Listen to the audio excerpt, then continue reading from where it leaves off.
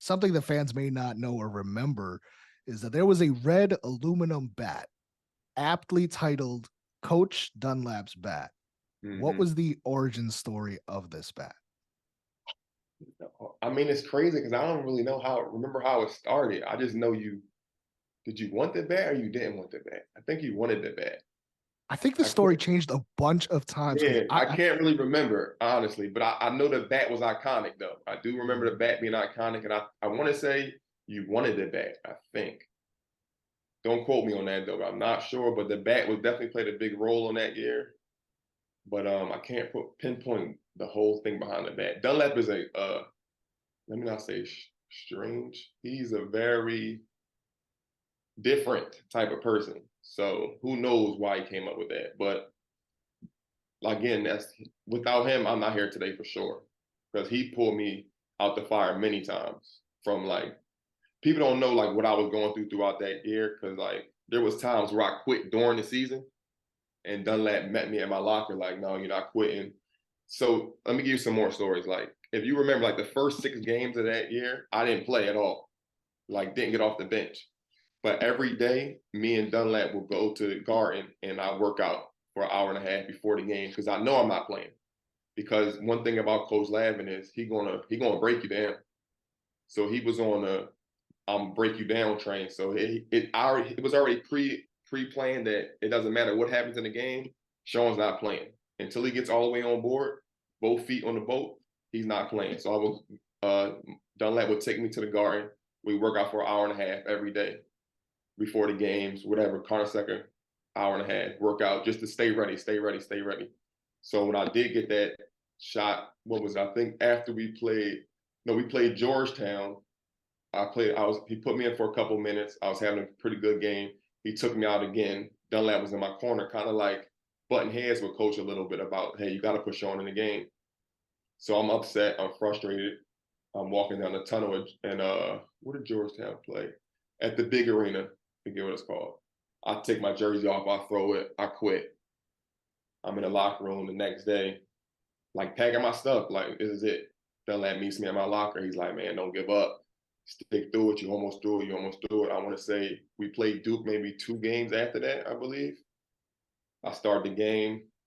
I believe I started that game. I played well, and then I started the rest of the way through.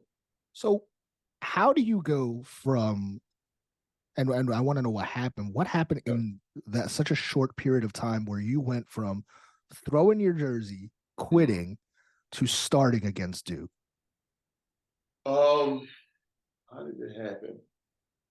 I think it was like I said, Lab just having that plan of like no matter what he had to see me get to a point of almost like giving up almost. And I think having Dunlap in my corner so much, kind of like wrestling with Lab through too, also helped me because I think he might have got the Lab like, hey, look, we didn't broke him down as much as we can. Do And you for us to think that I'm go ahead. sorry, but do you did you have those any conversations like with Lab? Like, would you go into like his office and be like, "Yo, what's going on?" Yeah, I'm sure I've had some of those things. And then it just was I wasn't out. And like I said, looking back on it, I wasn't all the way in. And I think he knew that and he saw that. And that's why I wasn't playing. So no matter how much talking I was doing, it was more about my actions. Because like I'm the type of guy like I talk back. I was talking back. I was smart remarks. I was jokes, stuff like that. And he just knew like, all right, you're not all the way in. Once you all the way in, then I reward you with playing. Until then, you sit and watch. Just want to circle back really quickly to October 7th, 2010. Somebody lost that bat, and there Hmm. was a team wide search. Sean, I remember you tweeting at like 6 p.m. and you said, "The bat's lost. The whole team has to go find it, or else we got real problems like the morning after." Do you remember who lost it, who found it?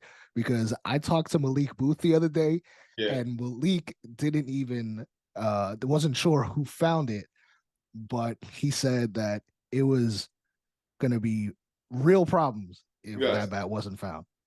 Yeah. I don't remember who lost it. If I had to guess, there's like one person I would say probably lost it. It's probably Delhi. If I had to say somebody, Deli Coker probably lost it because he's good for stuff like that. I can't remember, but yeah, like if you didn't have the bat, because one thing I do remember about the bat, if you had the bat, you had to keep the bat all the time. You couldn't be seen without the bat. So if you didn't have the bat, it was the whole team's problem. So we knew like, oh, all right, if Malik got the bat today and we see him without it, hey, Booth, where the bat at? We need the bat. He might run back to his dorm, get the bat, come back. Like it was real problems if you didn't have that bat, for sure.